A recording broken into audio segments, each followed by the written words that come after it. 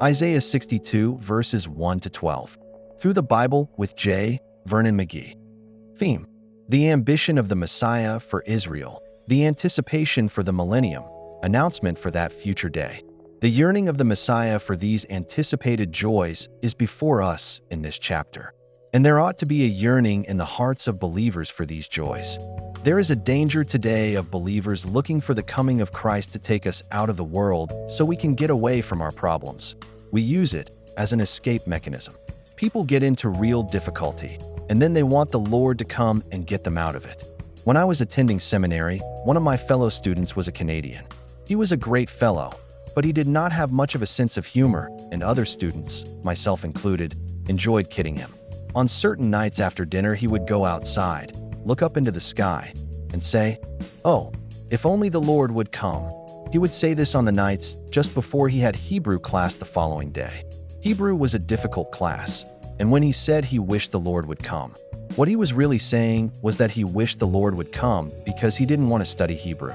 However, at graduation time, he received his degree one day, and the next day, he was married to a beautiful girl who had come down from Canada. The night before graduation, this fellow went outside, looked up into the sky, and said, "I hope the Lord doesn't come for a few more days." Yes, that is the way it is with many of us. When things are bad, we want the Lord to come right away because we are on a hot seat and we want to get off it. For Zion's sake will I not hold my peace, and for Jerusalem's sake I will not rest, until the righteousness thereof go forth as brightness, and the salvation thereof as a lamp that burneth. Isaiah 62, verse 1. The reason Jerusalem can't have peace today is because her Messiah is not there. He is seated at God's right hand, longing to rule that city in righteousness. You can call it the holy city if you want to, but it is anything but holy as it is now. However, it will be holy someday, and the zeal of Jehovah of hosts will perform it. Man won't make the kingdom, and the United Nations won't do it.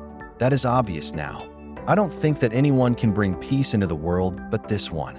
Only the zeal of the Lord of hosts will accomplish it. The heart of the prophet Isaiah, as well as the heart of every godly soul on earth, enters into this longing. All of creation and all believers are groaning in their present state as they contemplate the future. Christian pilgrim, are you weary of the earthly journey? And do you desire the fellowship of the Father's house? That is a question each believer should consider. And the Gentiles shall see thy righteousness, and all kings thy glory, and thou shalt be called by a new name, which the mouth of the Lord shall name. Isaiah 62, verse 2. A new heart, a new situation, a new earth, a new righteousness demand a new name. I don't know what the new Vernon McGee will be like, but I'll be glad that the old Vernon McGee is gone. We will be new, and we are to be in the New Jerusalem. What a wonderful picture is given here of the future. Redemption involves not only the church, but the nation Israel and this earth. Now we are all groaning and travail waiting for that grand day of deliverance. Thou shalt also be a crown of glory in the hand of the Lord, and a royal diadem in the hand of thy God. Isaiah 62, verse 3. Israel is also going to have a new position. Thou shalt no more be termed forsaken, neither shall thy land any more be termed desolate, but thou shalt be called Hephzibah, and thy land Beulah. For the Lord delighteth in thee, and thy land shall be married. Isaiah 62, verse 4. I have heard people sing that song about Beulah land, sweet Beulah land, and I knew they did not have the foggiest notion what Beulah land meant or where it was. Let's see what this verse is talking about. Israel has been forsaken. This is the picture and name of Israel since the crucifixion of Christ. When you look at that land today, the word that comes to your mind is forsaken, desolate. That is the description of the land right now. But in the coming kingdom, Israel shall be called Hephzibah, which means delightful. It is going to be a delightful spot. I have made the statement before that I don't like Jerusalem as it is today, but it will be delightful in that future day. And thy land Beulah. Beulah means married. In other words, the king is present to protect it, and his presence means joy. For as a young man marrieth a virgin, so shall thy sons marry thee, and as the bridegroom rejoiceth over the bride, so shall thy God rejoice over thee. Isaiah 62, verse 5.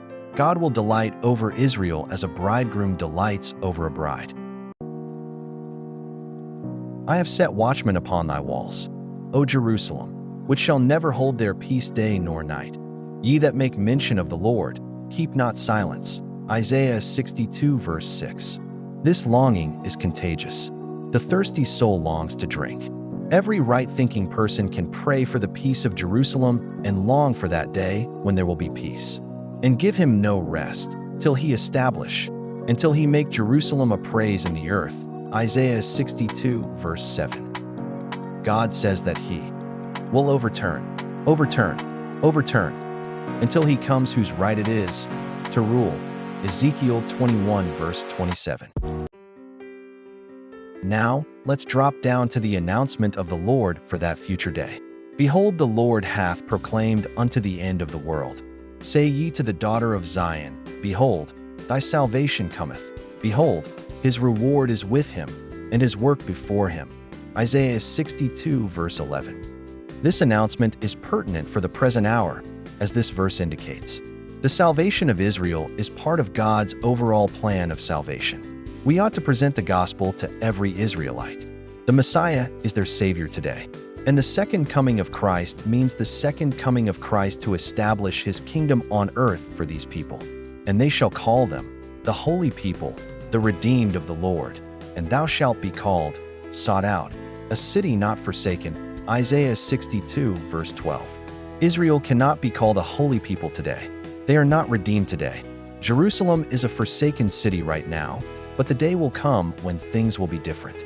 The experience of God's salvation will work a transformation in the nation Israel and also in the physical earth. The people will be called an holy people, and the land will be greatly desired. The contrary is true today. What a glorious future we have!